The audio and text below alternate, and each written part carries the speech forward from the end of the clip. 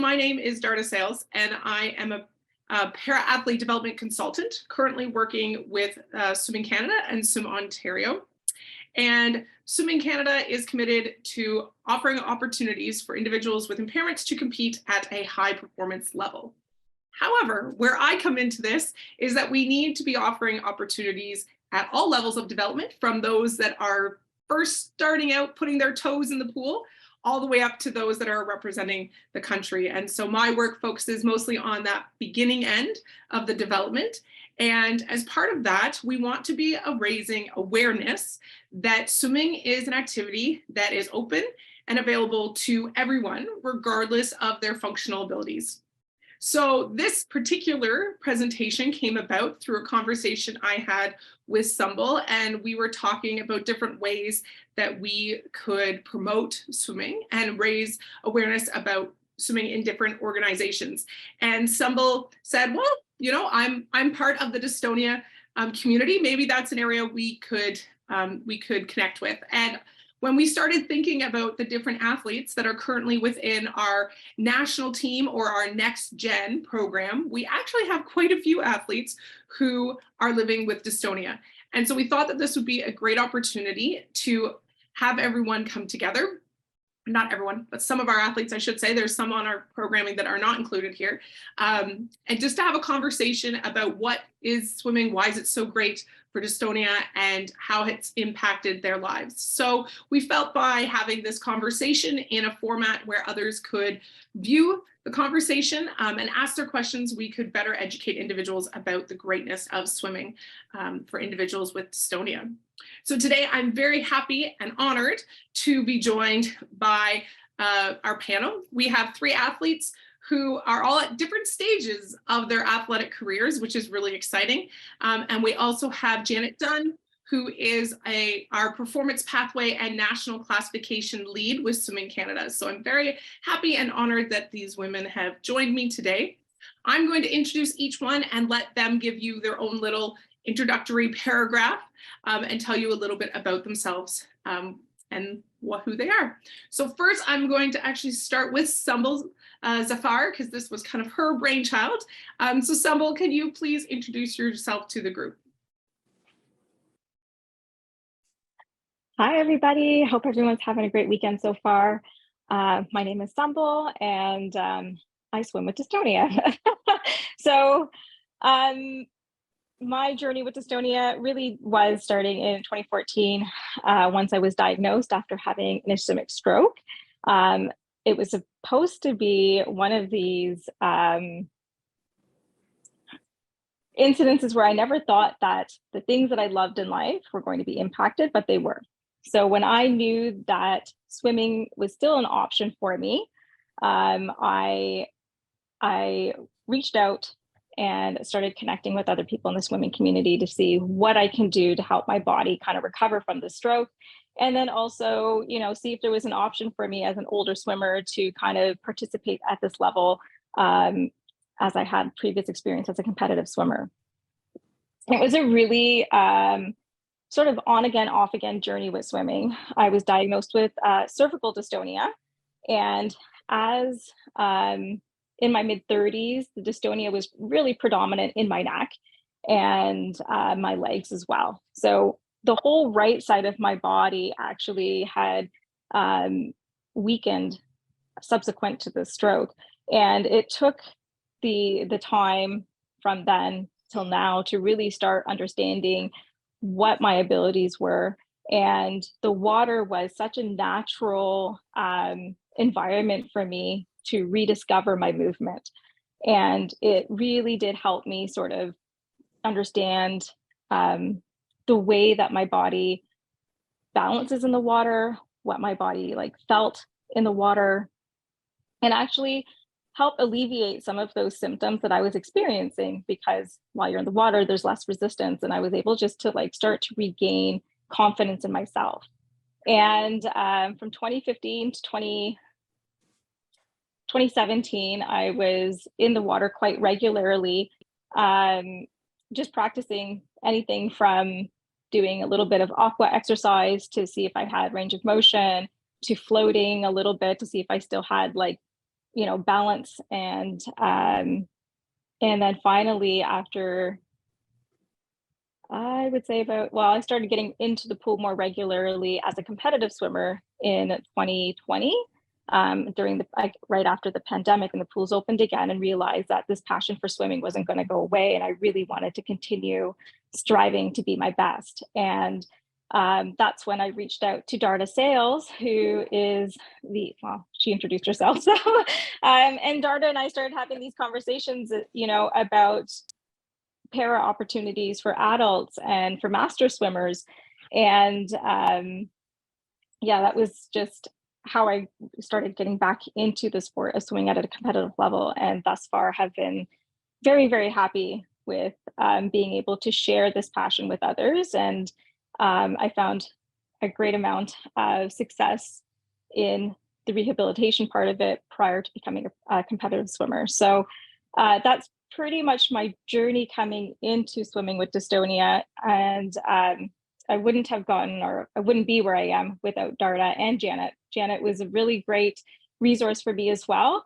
We connected first in 2016 and talked about a bunch of different ways of how I could start getting back into master swimming and whatnot. So, and I also found a bunch of friendships. Once I started getting back into the community, that's when I started to notice that there was other people, other passion-filled swimmers who are also doing the same thing as I am. And it really helped me regain my confidence in socializing as well. And I didn't feel so alone anymore. So, and then leading into this year, I've had a pretty amazing journey just competing at this international level. I just recently got my international classification at the World Para Swimming Series, and have had the privilege to represent Canada in the upcoming meet at the end of the month in Limoges, France. And it's just been such a beautiful and inspiring story for myself. And I hope that by doing this, I can create that awareness and hope that others can just find, the peace and happiness that I found in the water as well. Awesome. Thank you, Sumbul. Next, we're going to introduce Jessica Tinney. Hi, my name is Jessica. Swim to swimming. I've been to the World Championships. I went last year, and I'll go this summer. I kind of my primary diagnosis is cerebral palsy, and then dystonia is kind of that secondary diagnosis. That started in 2014 and kind of really came to the surface in 2018. Learning how to manage my body in the water has been a journey, one that I have not done alone. But swimming for me is a sport where I get to be with my friends every day, and I get to do something that's really fun and physically active. Yeah. Excellent. Thanks, Jess. All right, Abby Tripp, you can introduce yourself, please. Hello, everyone. I'm excited to be here today. And yeah, I was born with cerebral palsy and was diagnosed with dystonia in 2016 after noticing some very interesting spasms out of my right arm, which is my most affected side with cerebral palsy. So that took some adaptation, but as the other girls have mentioned, swimming has been a wonderful sport, and I competed at the Paralympics before having dystonia, and kind of relearning how to swim and deal with a new diagnosis has definitely been a journey, and is an ongoing thing, but definitely learning from everyday experience and just enjoying the process. Thank you, Abby. Janet Dunn does not experience dystonia, however, is so experienced in this area and working with athletes with all different functional abilities. So Janet, if you could introduce yourselves and give us a little bit of your background. I always say my career and involvement with sports is just a matter of taking all the left turns at the correct time. So I had the good fortune of going to the University of Alberta and being handed everything that Dr. Bob Stedward, who wasn't Dr. Bob at that point, was doing when he went off to do his master's. So I have had several decades with working with multiple sports, and swimming being the passion.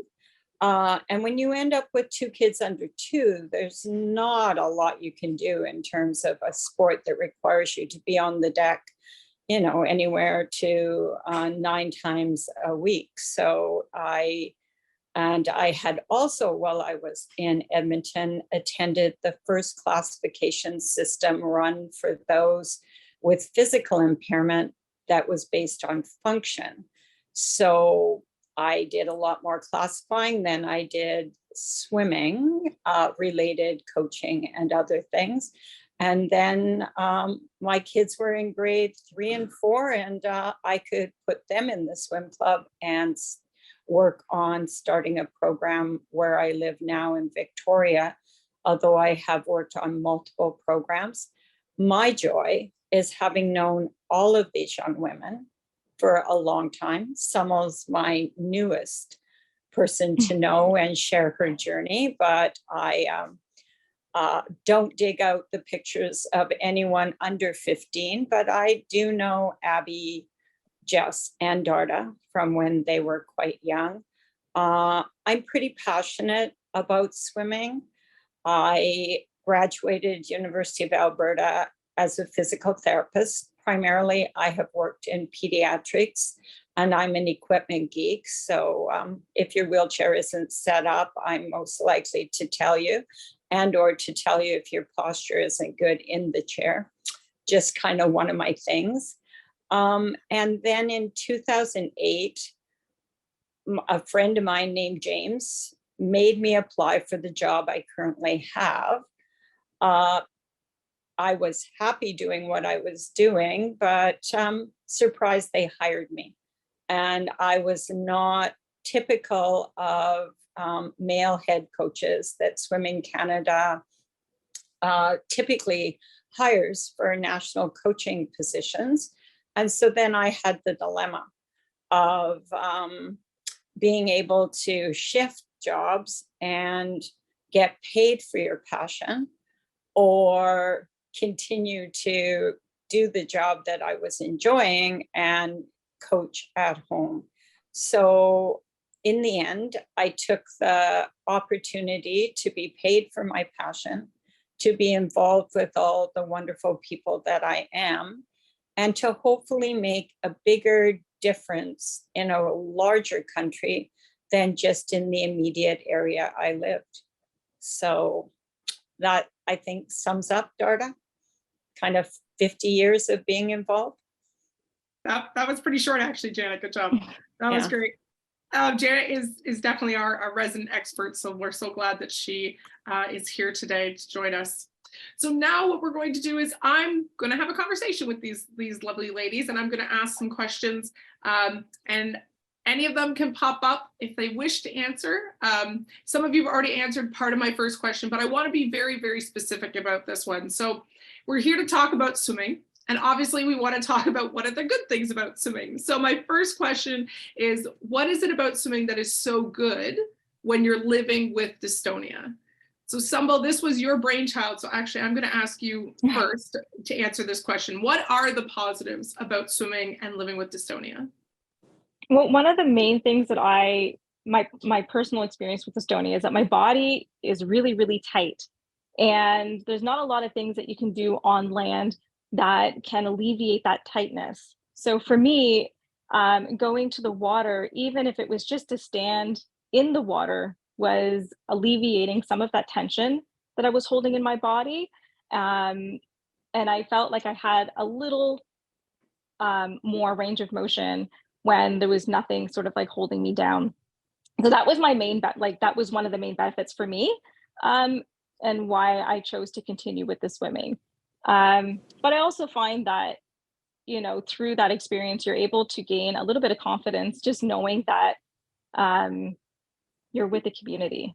So other than that, it's a low packed, you know, low resistance exercise as well. So your joints can kind of like not be so impacted like with running and stuff like that. And yeah, I think those are, it's good for your mental health. Like I found that on days where sometimes, you know, I felt like I had low mood or I was sort of like feeling lonely, just going into like one of the lane swims opportunities, I was able, even if it's for 15 minutes, just to socialize with other master swimmers or other members of the community really helped me feel less isolated. Awesome. Abby or Jess, do you want to jump in on this one?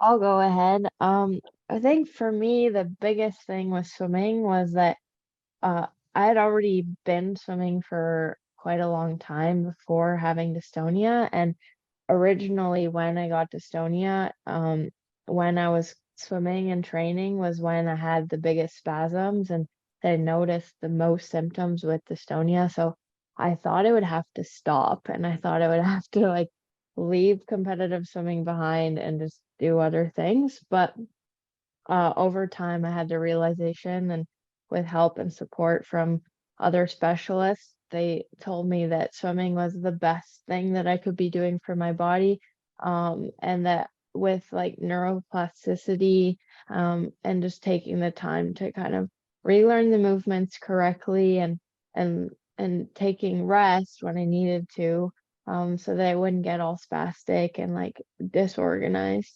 So that was a really wonderful way for me to kind of keep following my passion of swimming and keep being able to do what I wanted to do. So Excellent. Thank you. So I would like to know, all three of our panelists swam before they had a diagnosis of dystonia. So what I want to ask each of you, and I'm going to start with Jess, is what sort of changes did you have to make to continue swimming once you had dystonia? I think Abby kind of touched on it like at first. I think when dystonia first started appearing more for me, being able to like retrain that, but also like taking rest. I needed longer rest periods.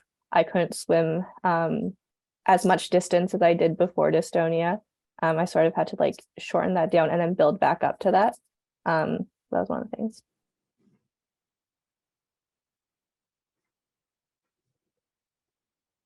Sorry, I'm on mute. Abby or Sumbul, do you have anything to add?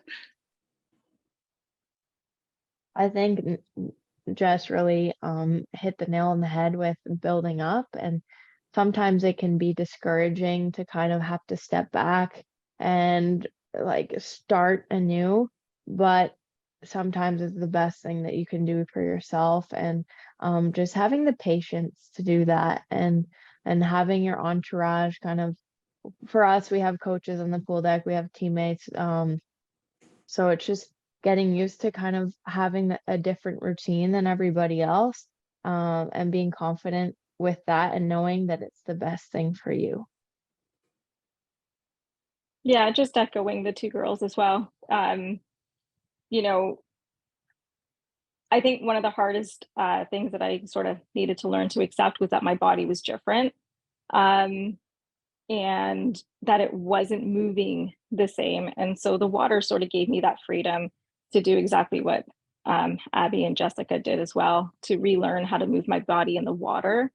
And I used to bring my girls. So I'm a mom of three. At the time that I got diagnosed, I was a mom of two, and my daughters would actually come to the pool with me and kind of like bob around. And I would just be there trying to figure out like what's going to happen next. And anytime that I needed a break, they would just be like, "You got this, mom." Just, so the entourage, as Abby mentioned, is super supportive. Like, to have that is really amazing. And I think that was, that's just to echo what the girls were saying too, just taking the breaks when you need it and being okay with failure. When your body has this experience of performing and doing something a certain way, the most frustrating thing is that half your body or half my body was like, "We're not doing that." And it was really frustrating. So just being able to take the pause and take the break and then mindfully go back into it was a huge thing for me too.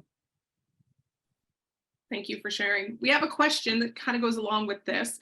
And someone in the audience would like to know, does swimming make your dystonia symptoms worse?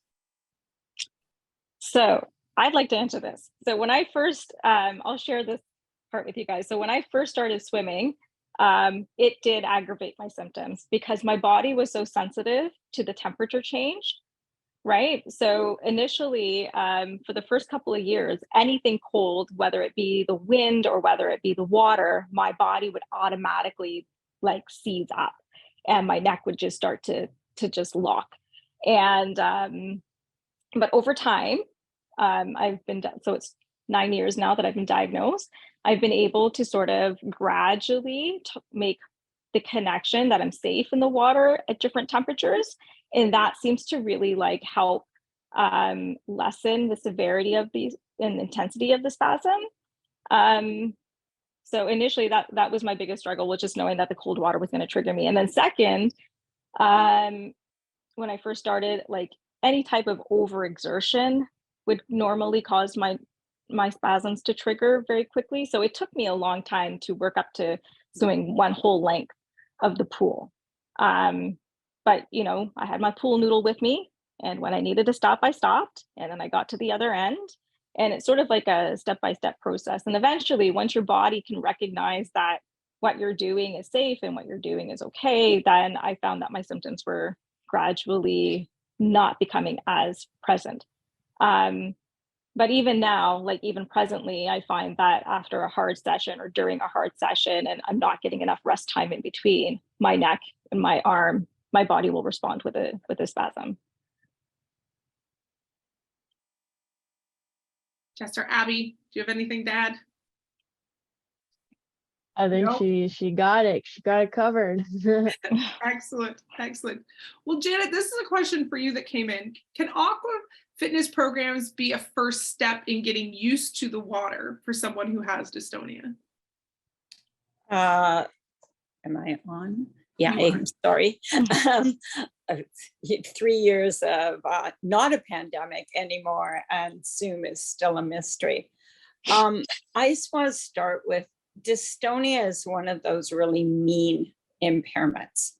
You know, it locks you up, it gives you pain, and it robs you of your movement. So it's hard to take on new challenges. And it is that the more you establish a routine, the better it will be for the long time. Because part of the meanness is that you don't know if dystonia today is dystonia you will have tomorrow. So for me, whether it's aquafit or swimming, riding a stationary bike, you're investing in your tomorrow. Because when I look at the 3 young women that I get to say because I'm old, who swim with dystonia, they can have their spasms, but as we work out how their dystonia affects them and how it changes slightly from time to time, they get the freedom of movement that they don't experience every day against gravity. Now, the water when you first start is because dystonia doesn't like transition. It doesn't like change. It's not particularly great about happy or sad, you know, because your emotions affect all parts of your brain. But once you can kind of deal with that transition to the water, and then you can get in the movement, you can move and do things in the water that you can't do on land. You know, it makes us look older, it pulls at our muscles, but it's also really hard to move against. When you get into the water, however, dystonia is something that locks in and guards. And so it counts on stability of your chair or gravity to hold you in a position. But in the water, your initial response is to the lack of that. You know, I see when swimmers go through classification, they always manage better lying on plinth where they're tested, because they have the stability. But in the water, they don't have the stability.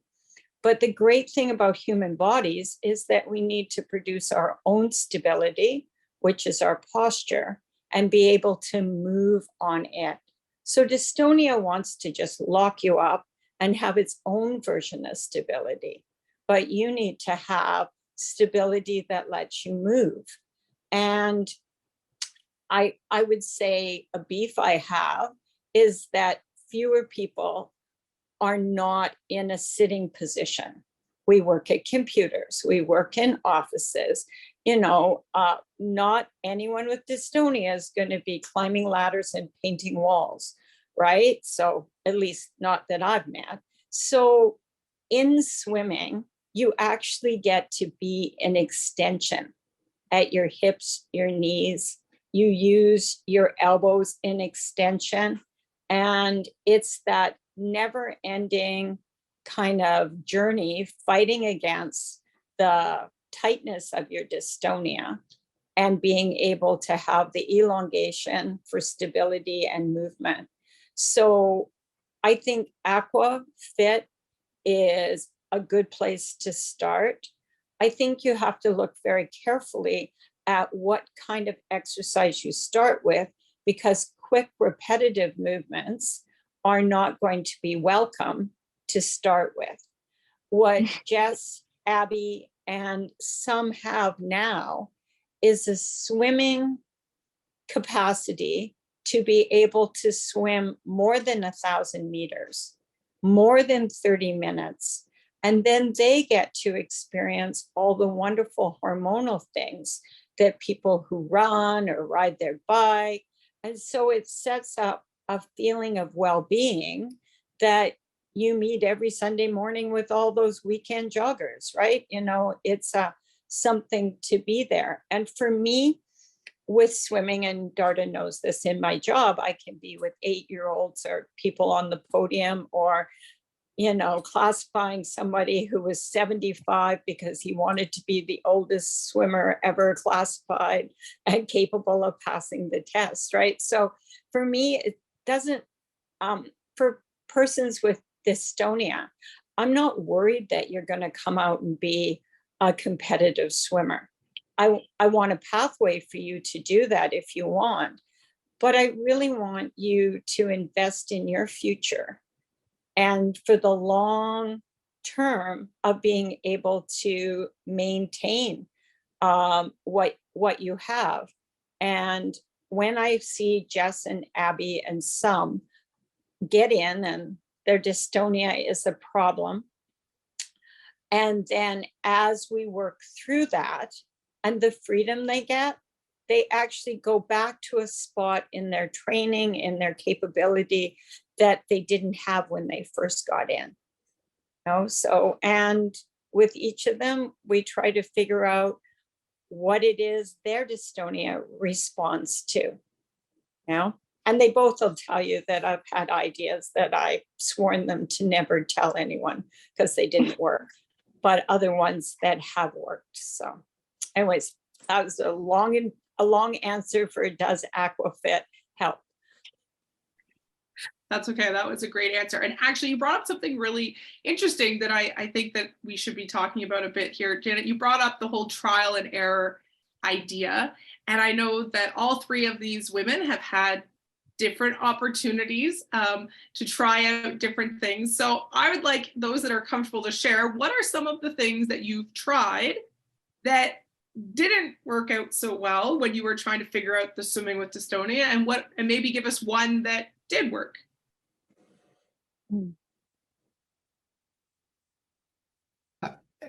I can go. Can you hear me? No. Yeah, we can hear you. Yeah. Okay. My frustration, before I had dystonia, I really enjoyed swimming. And my frustration now is, and I was the one that asked, do your dystonia symptoms get worse? Because I find no matter what physical activity I do, it gets worse. if I exert myself, then my symptoms become worse. So I guess, what was your question? Because I was just wondering if there is a group. Another question I put in, if there's a group, because I live in Victoria, and I like, I think the suggestions of doing it slowly, gradually working into it might be a good way to try. But I was also wondering if there is a group in Victoria that, is similar to the groups that you people on the panel have belonged to. Janet, do you know of anything? Well, I'm famous for starting everything with "it depends." So it's like, if you're looking for aquafit, multiple pools, I think we could probably figure out, are you interested in swimming for fitness? Are you capable of swimming, like entering a master's program? So it kind of, for me, I need to know where you're at, where you want to go, and then we'll figure out where to start. So there are multiple opportunities. I always say the universe didn't know there was a problem. Now that it does, we can find a solution. So if you want to just email me, it's jdunn@swimming.ca.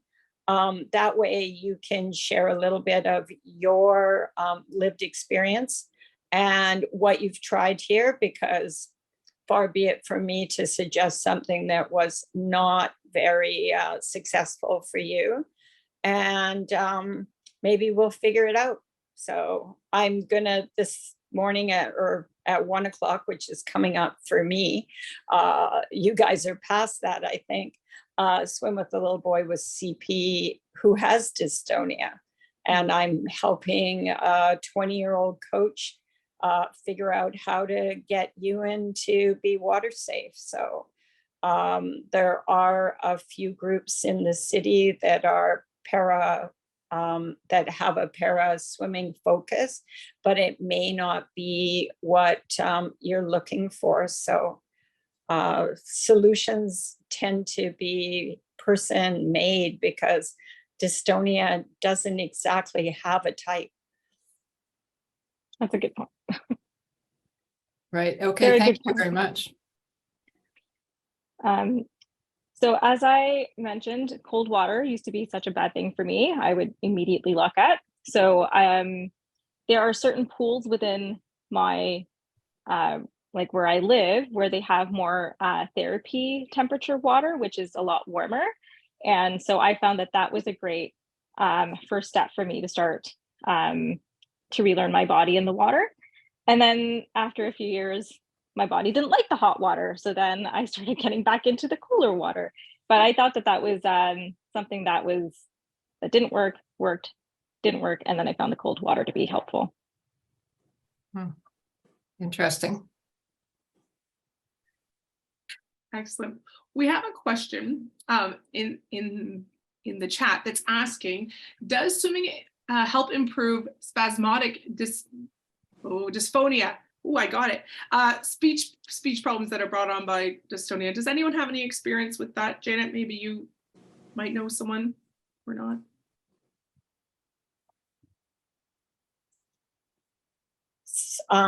Just thinking that one through, sorry. So spasmodic dystonia.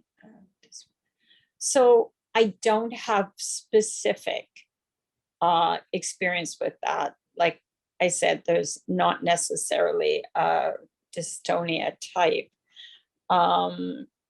So can the person just type more what their symptoms are?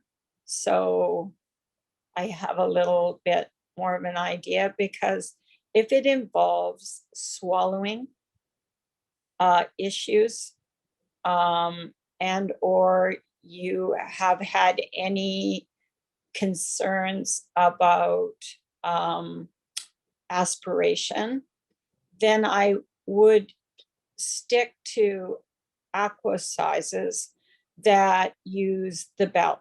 So unless you, I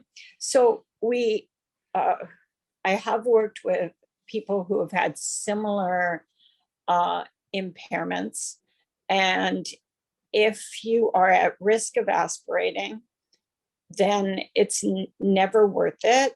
Somehow, I just don't think any sport's worth your life. But that doesn't mean you can't modify an environment. So if what you want to do is to be able to be in that environment, there are a number of programs I know that work on. There are aqua running programs that wear the belts and you're attached to the string. So multiple people do this who are non-swimmers. You know, I live in a city that's famous for being newlywed or nearly dead. So we have an awful lot. We have a master's program that is silver tides, and you don't get to join till you're 60, you know, so the exclusive club, right? So there are, I think, other things you can do, but if your speech problems are only about the articulation, because your tongue is the most coordinated muscle in your body, that's one thing. And if you have a really strong cough, like my friend Ewan, who's always coughing all over me because he has a good cough and he's not going to aspirate, yeah, then actual swimming is a possibility. But if the actual swallowing of your food, if you have to modify what you eat, how you, the presentation of it, then I don't think I'd do it, but I would look for what do I want to gain out of being in the water, right? So maybe I'm not going to go to Australia 2032 as a Paralympian, but maybe what I want to do is twice a week, go out to the pool. I do want to comment, Darda, the questions kind of go across the top of my screen. And how often a week? So for me, once a week, you know, is a minimum, because if you're only going once a month, you'll never get the benefit. So you need the routine, because it's not just about the whole getting into the pool. You know, it's the getting there, it's the organizing your life, right? So in swimming, when we're looking at actually getting benefits, we're looking at a minimum of twice a week for being able to establish the motor patterns and the skills you require to retain them and build on them. And then in terms of a fitness protocol, it's best to have it spread out over 3 days in a week. After 3 days in a week, then I think you're shifting to being somebody who is training more. What you may find, though, is that when you get to a 3 day a week, you recognize that your body just feels better, that you're able to do the little things, even if it's just feeling better about you. And so rather than looking at increasing your time in the water to being an hour or an hour and a half, you might look at what can I do 30 minutes more times a week if it gives me more freedom.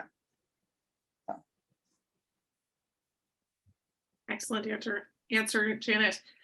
We have a question that I know that Jess, I know that you, and I'm pretty sure all three ladies actually have gone through, but Jess, I just know in particular, how do you balance using the limb with dystonia versus not using that limb as much for particular strokes, as they might slow it down or make the dystonia worse? And I know, Jess, that you've gone through this balancing act. Can you tell us a little bit about that and how you figured out what worked best for you? Yeah, so for me, symmetry and like doing things with both limbs together. So my left arm is affected less than my right side. So when my right side has something to mimic for my left side, I found that really worked really well. So sometimes like doing front crawl where it's alternating arms, or if it's backstroke and it's alternating arms, finding a way to like move your arms together has been something that's very helpful to kind of make use of the arm that is more affected. That's one of the things that's worked really well for me. Excellent. Does anyone else have an experience with figuring out that balance? I think the important part is not forgetting to use the arm or the limb that's the most affected. I think it's important to always like keep challenging yourself to use it, even if it doesn't always feel good. It's sometimes going to be very uncomfortable. There's days where there's maybe like for us, sometimes like there's like a week where it just won't feel good, but it's always a good thing to keep those patterns moving. And I love when Janet said keep a routine.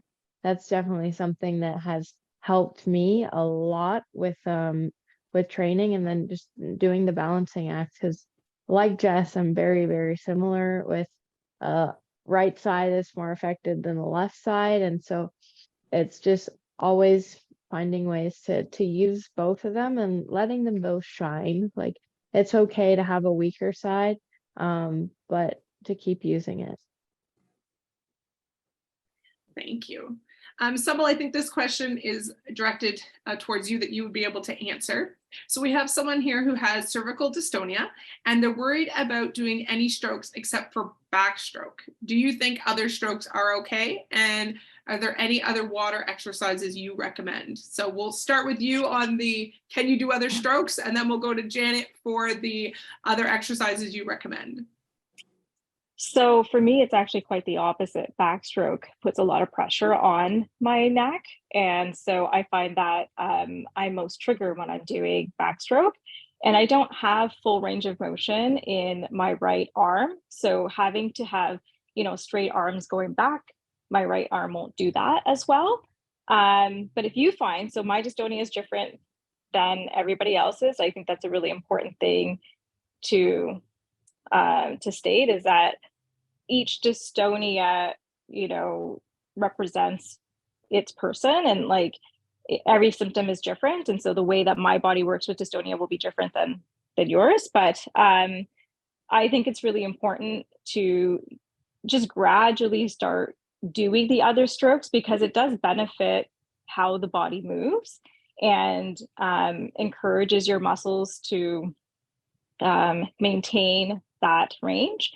So for me, again, I swim a one-arm backstroke for the longest time, and now I'm starting to introduce and start training my right arm to do the same, but it took good gradual steps to do it. And also my shoulder tends to roll inward. So I found that it was much easier for myself to do freestyle as well, even though my stroke didn't look as perfect as it would normally look on an able body. But it was just learning, that I was okay to do that. And but I think I feel that it's important to use your body in all four strokes if you're able to do that, but just do it like very gradually. Great advice. And so Janet, for you, are there any specific water exercises that you would recommend for someone who, maybe has dystonia and is just getting into the water, maybe the first time since their symptoms started? I want to start my answer by building what some talked about. So she talked about how her dystonia affects her. So there will be a primary place, and the woman who asked the question has cervical dystonia, I believe. So for some, that's where she started.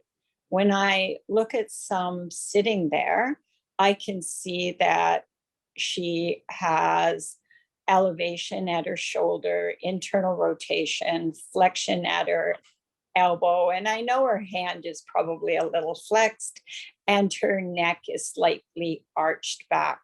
So it tells me right away that on her back, it's going to be really difficult to support her head. And when her head isn't supported, it's going to strain everything to hold it up, which I think contributes to the discomfort.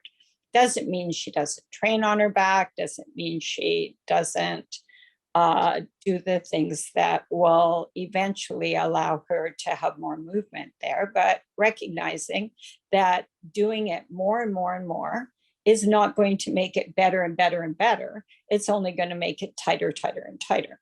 So when I go to recommend what it is somebody should do, I think they should figure out who are the friends, you know, like which muscle group, like you kind of notice where it starts. It's now tightening. This is going to do something. You're going to want to prevent the spasticity from getting to be worse. So if you figure out what your friend's pattern is of your muscles, then my recommendation is you figure out how to move out of that pattern, you know, so that you can relieve. So for some, she can move out of that pattern on her front. So being on her front, she gets the movement she requires, you know, doesn't mean at some point somebody's not going to teach her on her side to do the good old fashioned side stroke where you pick the apple, bring it down, put it in your pocket and go down and go up so that she can work on the extension on her side in a more neutral position. So do I recommend doing chin-ups or pull-ups or aqua running? I think what you need to do is use the movement you have, be always aware of where the pattern goes to, and then try to look at ways to move out of that pattern. One of the things we do know is that compression helps. So if you're in the water and you're having difficulties, you can jump in the water, which gives a little compression to your ankles, your knees, and your hips, up your spine. You can't necessarily do that on land, depending, of course, it depends, right, on your level. So I don't have a do this, but I have a, you can do an assessment, right, of who are the friends and what is it that I would like to move out of, at the same time getting the benefit of fitness. So there are points when Jess, swimming, single arm backstroke, alternating backstroke, she has a lot more freedom of movement, but she doesn't have any trunk stability. So she can put trunk stability in by swimming double arm backstroke and then going to single arm and sorting out whether that day is a day that this is going to have something that carries over. But she got stability, mobility. And so in an aquafit class or going there on your own, I think you do the things that are easy and the things that challenge you and look from your big muscles out. So not worrying about where your hands are, but worrying about where your shoulder is, you know. And in swimming, can you start using all the muscles around your shoulder or all the muscles around your hip, have that kind of proximal stability, and then move down in your limbs to having more control. And you will find, depending on your dystonia and the friends that join it, you will be better on your front or on your back. And that just comes from the fact that as human beings, we start out being very flexed as babies on our front and very extended as babies on our back. And that thrownness as a human being just goes all through our lives. And then you get the impairment of dystonia on top of it and how it affects it. So I think knowing how to ask the best questions gives you the best answers, as opposed to knowing what the answers are. So who are my friends? How can I challenge them? What can I use that's easy? Excellent, thank you. So we had a question earlier. This is for the 3 swimmers. Are any of you taking Botox injections? Do you have any experience with Botox injections? And has that helped your swimming? Has it, or how has it impacted your swimming? So I'm currently getting Botox injections. I have been consistently since 2014. And I find that the Botox does have a positive impact on my body and on my dystonia, as it alleviates the intensity of the spasms, and it allows me to move a little bit better in the water. So I get my Botox every 3 months. Thank you. All right, so our hour is very quickly winding down here, but we had a question that came in when people were registering, and it was somebody who wanted to know how they would get started if they wanted to get into competitive swimming. So Janet, I'm going to let you answer that one. Oh, here we go again. It depends. So if you're under 18, I think competitive swim program. If you live in Ontario, DARTA can help you find a club in your community. If you are over 18, then I would look at Masters Swimming, which will have a wide variety of persons.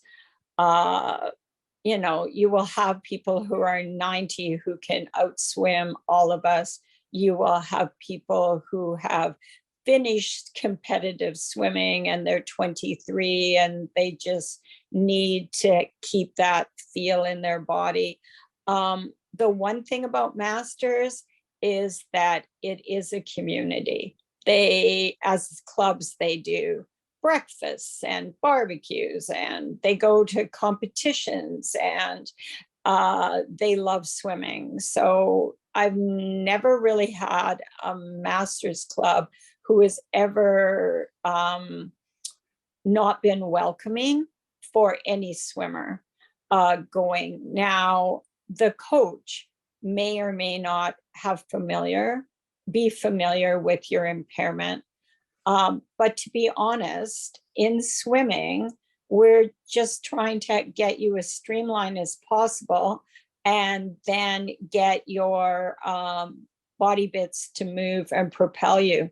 We want to use the least amount of movement to go the furthest distance, and we want to be the most efficient in our turning. Right. So basically swimmers are lazy. They just don't look it on the outside because of all the meters they swim. But the more efficient you are, the better you are. So your dystonia, the shape in which your body presents, the limbs that work or don't work are just a physics problem, biomechanics, right? So any coach looking down at a group of 10 and unders doesn't have one little body in the water that is the same shape, nor even developmentally the same age, nor have any of those swimmers had the same lived experience. So coaches are generally, I've never done this before, makes me a little nervous, but I'm willing to go, right? And so for you as a swimmer, you need to do a little homework because you need to figure out what would be the minimal distance you would need to swim to participate. So you may need to maybe hire a one-on-one coach once a week and practice 2 other times on your own so that you're ready. Because if you come into a program and you used to swim and you could swim 2K, and now you could maybe do 25 meters, it's not going to work because you're just going to be hurt like all the weekend warriors who decide to do ultra marathons. And, so it has to be a little bit of depends. I know that in some cities, there are para programs that actually have ParaFit as part of their programming. So it runs like a master's. You pay a little bit more than maybe you would in a master's club, but they have more experience. You would have a different group of peers than in a master's program. I'm not so sure I would start with a triathlete group just because the mindset and with swimming, and that they're all aiming it really for ultimate lake swimming. So might not be a place to start. And there are master's programs in every city in this country, right? Excellent. Well, thank you so much, Janet. Our time is up. We are at our hour. That went by very quickly. Thank you to all of the panelists for joining us today and sharing your stories. I'm sure that it was enlightening to those that joined us today and those that will watch this recording in the future. So thank you very much, Archana, for having us as well.